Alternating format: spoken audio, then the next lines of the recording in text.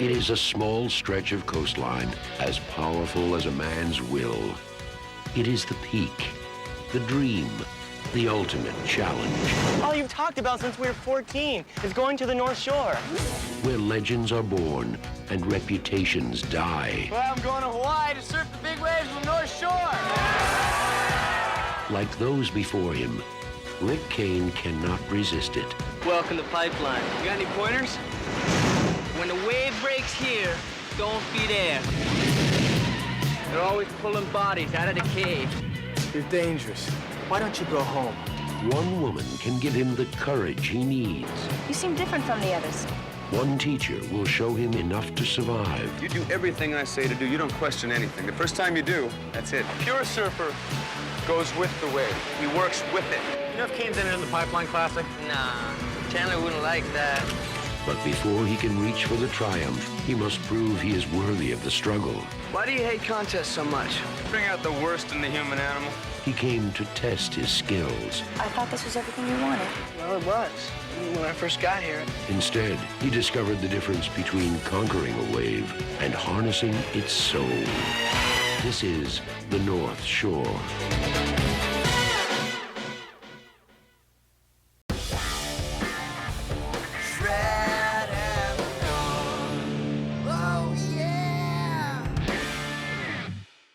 Matt Adler, what a pleasure. Childhood dream. I mean, I grew up with you on a poster on my wall. Welcome to Shredding the Gnar, and thanks ever so much for making time to do so. No, thanks for having me. Glad to do it.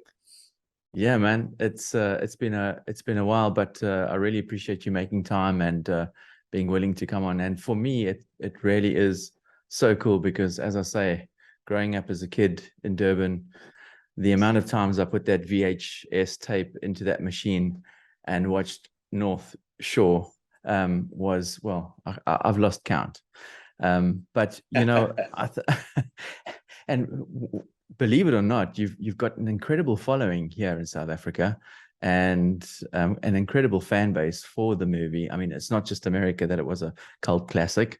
It was actually a cult classic down here in South Africa. I mean, you must know the story of Rodriguez, right? Yeah, America. No. Yeah, absolutely. Yeah. Yes. So he didn't realize he was a star in South Africa. Music producer, right? Or something like that. Musician. Yeah. Finding Sugar. Yeah. I have seen that documentary. It's fantastic. And when I traveled abroad as a 19-year-old, you know, in Europe, and I'd go and see friends and I'd be like, oh man, you must have heard of Rodriguez. And they were like, who? And every single household in South Africa had a Rodriguez record. And it was like so weird to hear people say, we've never heard of Rodriguez. And for us, he was this hero.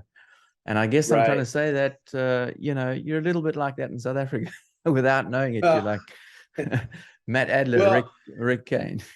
That's awesome. You know, it's not, it doesn't surprise me because in that the movie is well known in any surf community because it's, you know, there are so few movies for us as surfers. You know, there's a couple of touchstones throughout, you know, the last 30 or 40 years.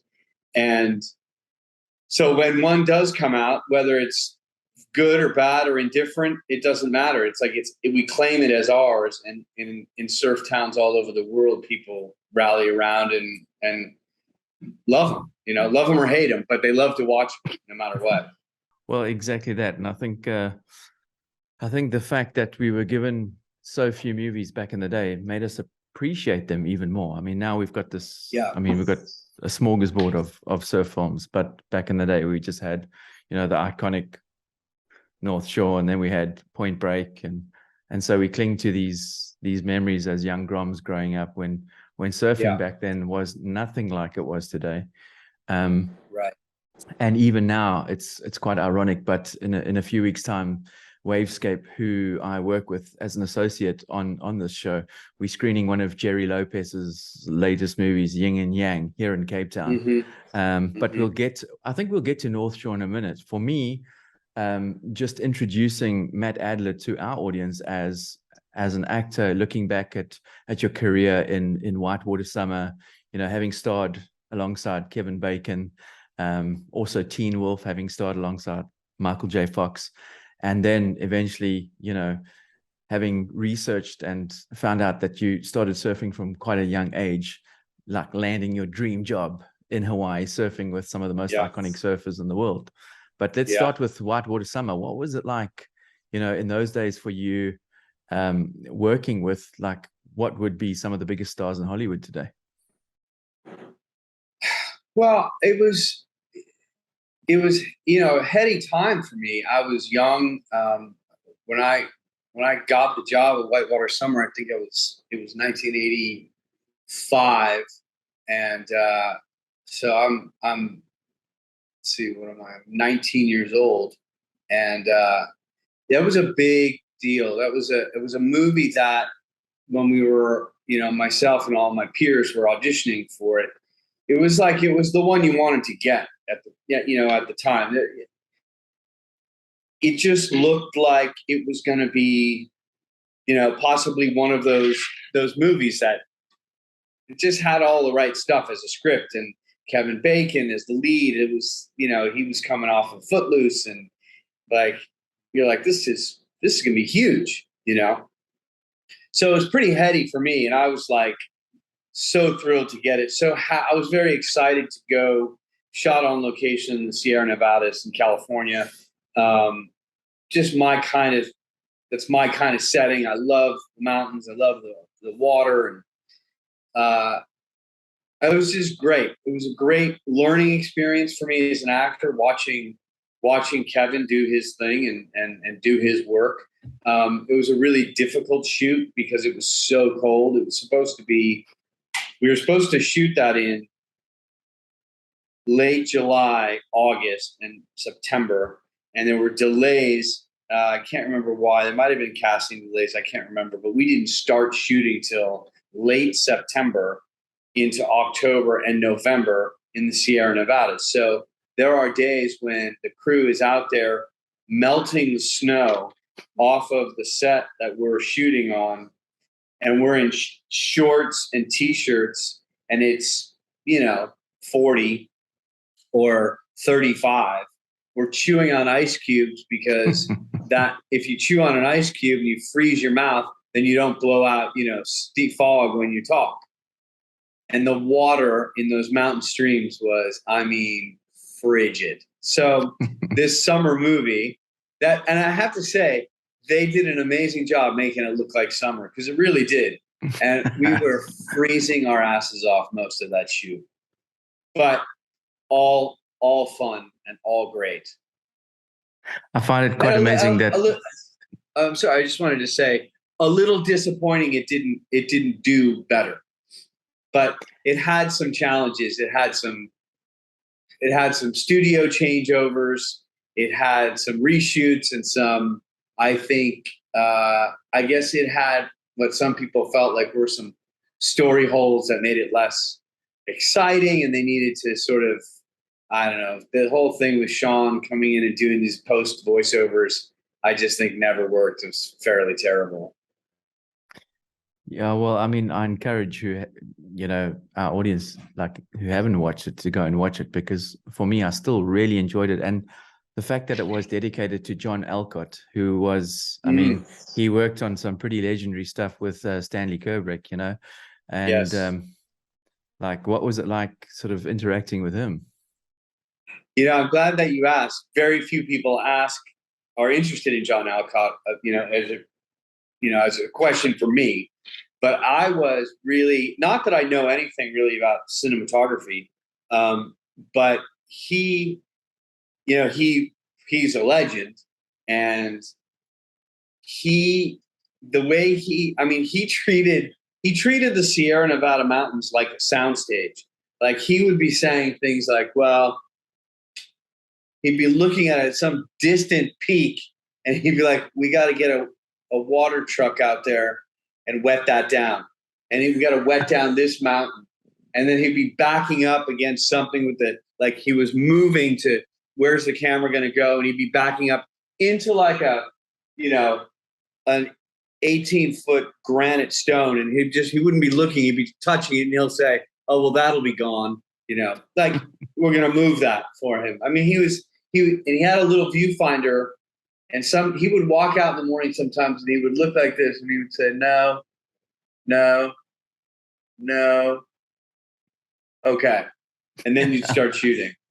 Like, I don't know what he was seeing, but it was fun to be around somebody who was that, I don't know, that talented.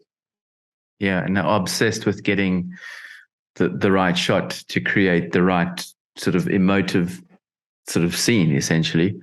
And really difficult place to work. Privileged to have worked with him, right? Absolutely. And Kevin, do you guys ever connect and sort of reminisce over those days in the desert? I think at some point we did for a few years when we would see each other, which is not often. He lives in New York, and always has, Connecticut, New York, and I'm in Los Angeles, so we don't see each other. But yeah, I mean, you're always bonded to the people that you have those experiences with in some way or another, forever. It doesn't go away. I even on a movie that I think that, you didn't have a great experience on, over time, you develop a fondness for it just because it was a part of your story, Yeah. I was bummed that you weren't cast in Bill and Ted's, bro, because I think it would have been good to see you there. Yeah, that was interesting. It was yeah. I mean, that was one that was pretty disappointing. There were four of us down to the wire between myself and Keanu and Alec Winter and also an actor named Doug McKeon, who you may remember from On Golden Pond and some other yes. Great, who actually went on to become a really good friend of mine later on. But when we were sort of doing these mix and match auditions, like I would read all the scenes with Keanu, and then I would read all the scenes, and then Doug would read all the scenes with Keanu, and then Alex and I would read all the scenes. We were mixing and matching these parts. And I really thought I was getting that job. I really did. And it was, but that happens a lot sometimes. And there's those jobs you think you have no chance, and then you leave and go home and your agent calls you and they said they picked you. So yeah, it would have been great. Like North Shore, right? Well, North Shore was a big one for me, obviously, in terms of jobs I wanted to get.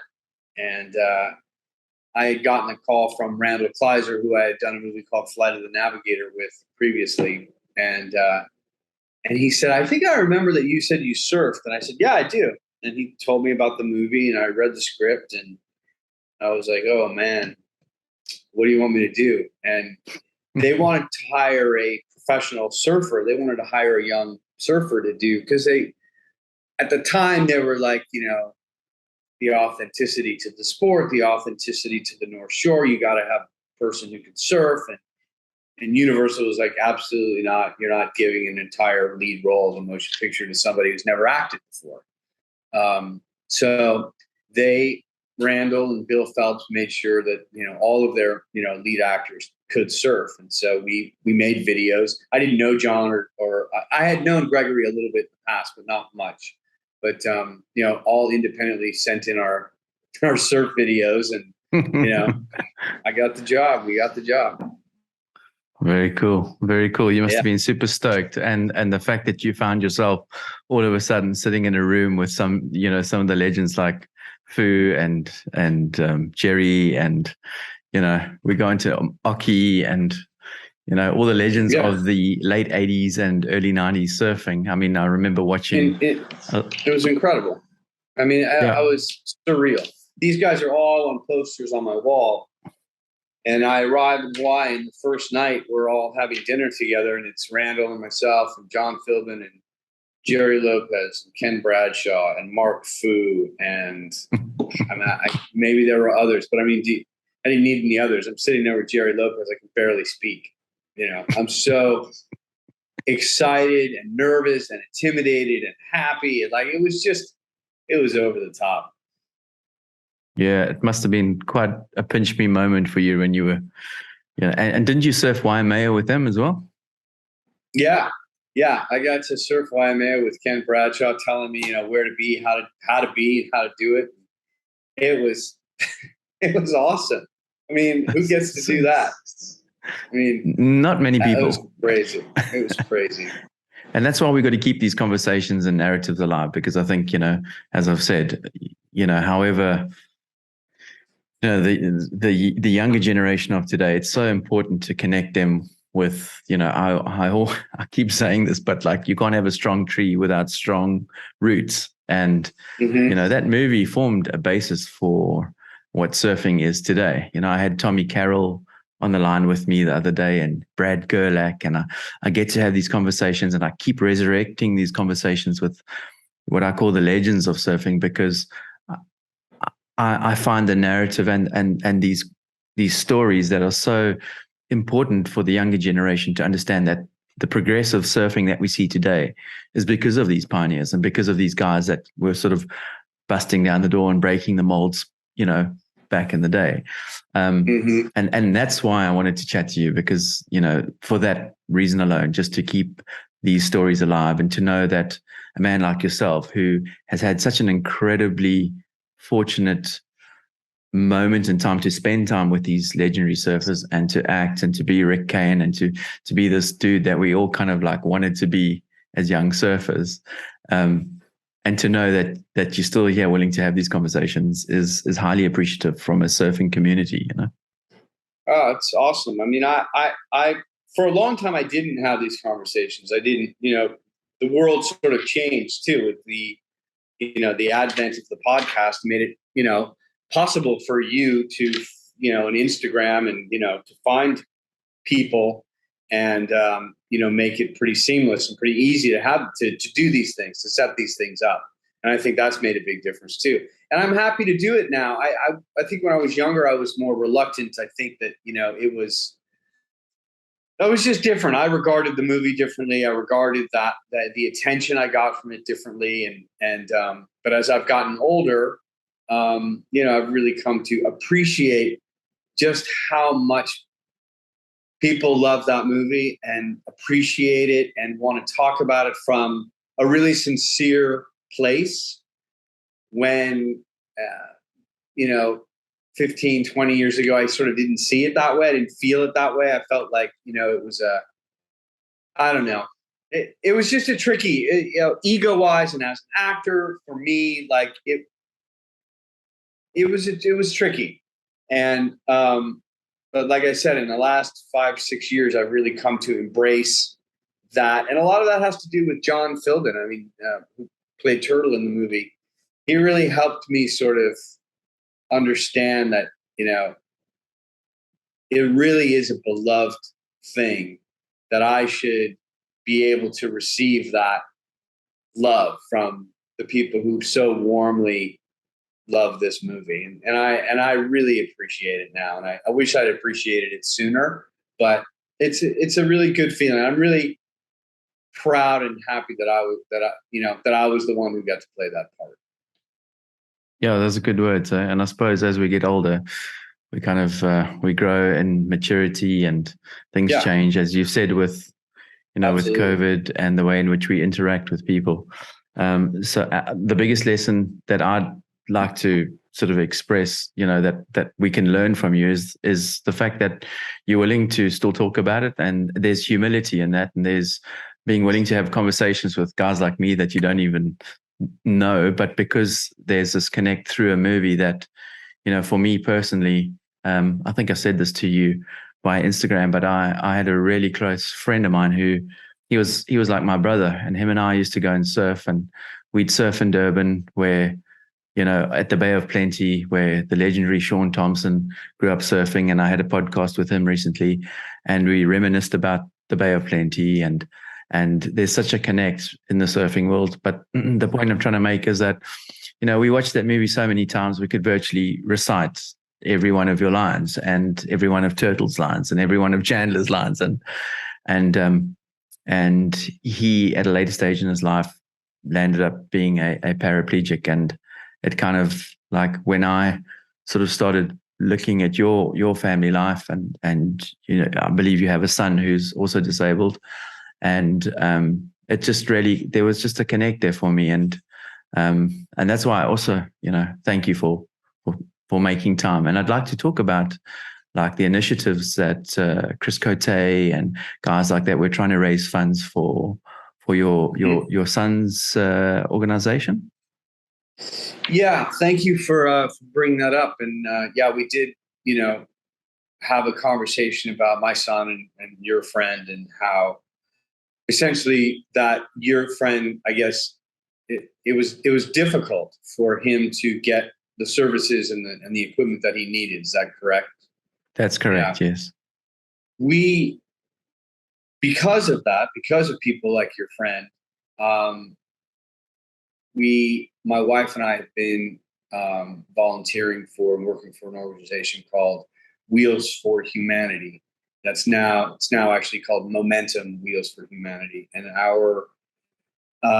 what the organization does in the most simple terms is to try to bring mobility equipment to people who need it, who can't get it, all around the world.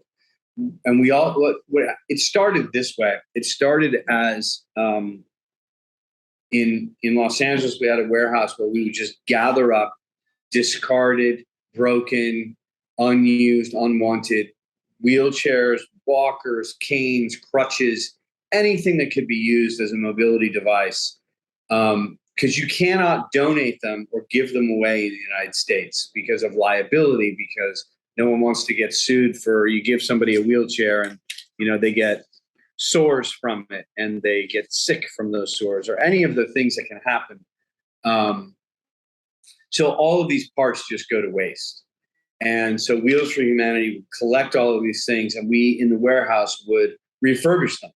We would make them good as new, and then we would load up a shipping container that would be donated by UPS or FedEx, and we would fly them to Nicaragua or Indonesia or the Ukraine or Vietnam, and we would send a seating specialist, physical therapist, and we would send them, everybody would know we were coming to a specific region or village, and that they would then set up and go find the people who needed this equipment and bring them, and we would do these seating, and mobility days, and we would put people, get kids literally off the dirt floors and into mobility devices so they could access school, access their community, give their mother or father a chance to go back to work.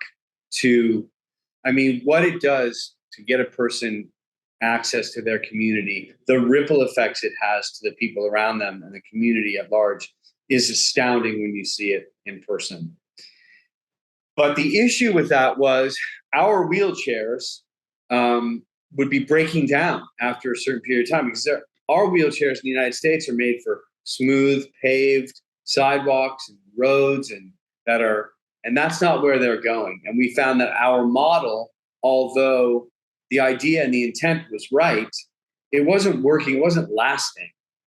And so we started to, this is a long-winded tale, but I just want to get to the point where we are now is we have programs all around the world.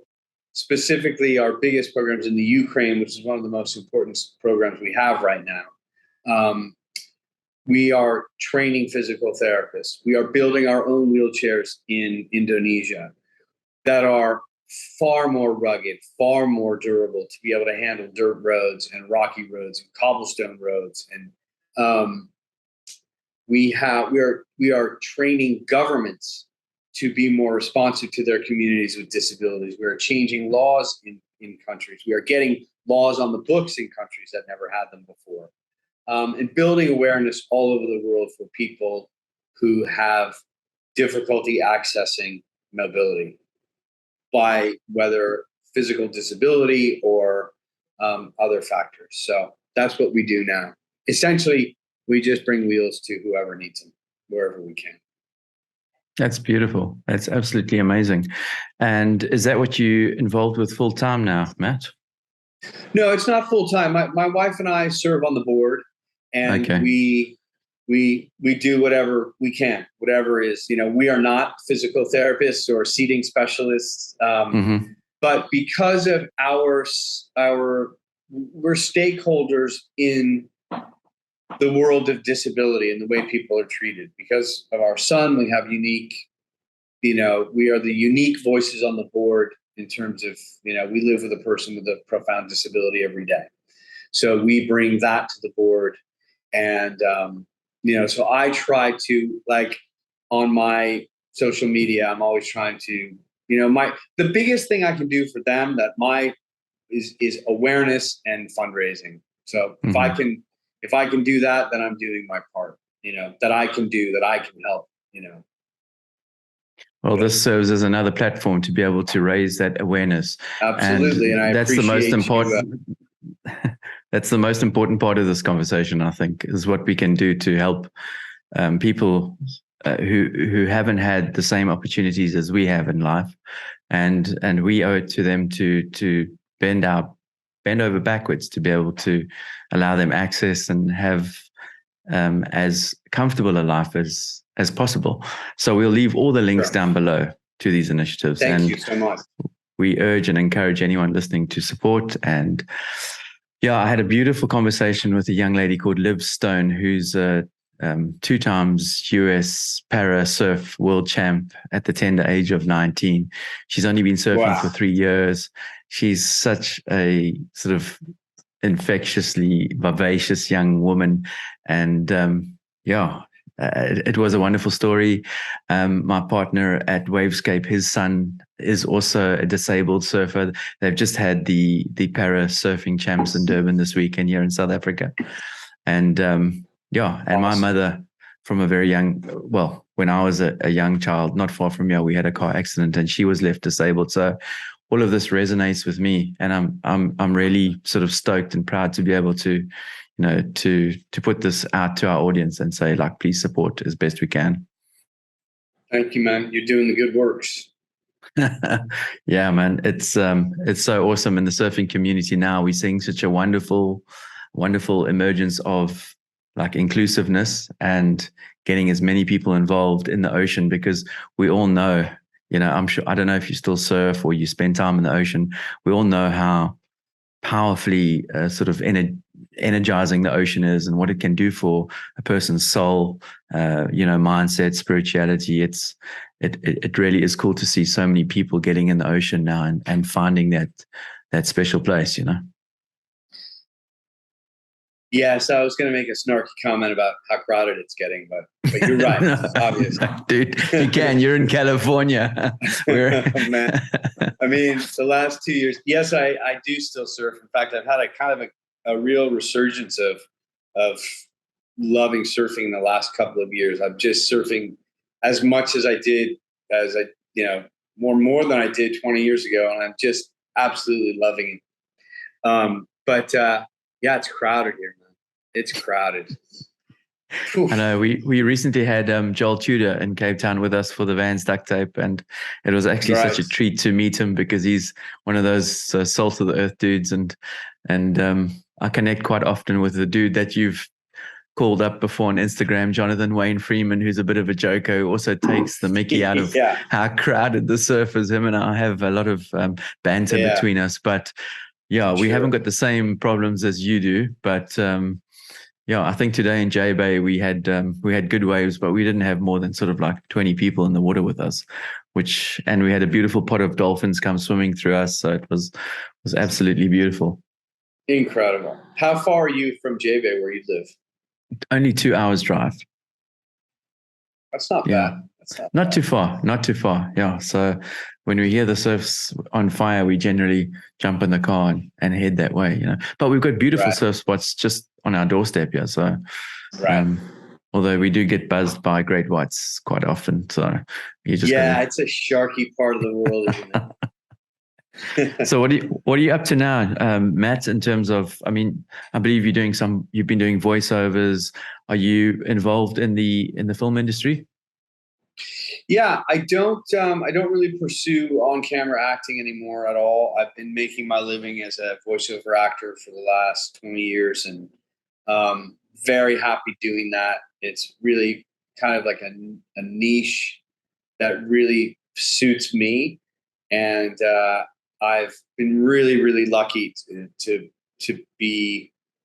work enough, often enough in that job to continue to have it fund the things in my life I really love to do, like surfing, and I do a lot of painting. And there was a period of time where I was making furniture for about 15 years, just as a hobby. But I was able to go to Maine and, study fine furniture making. And so it's been, the entertainment business has been extremely good to me. And I am extremely fortunate for any facet of it that I've been able to be involved in, and to be still doing, what I'm almost about 37 years a professional actor. And I mean, I'm very lucky, very lucky.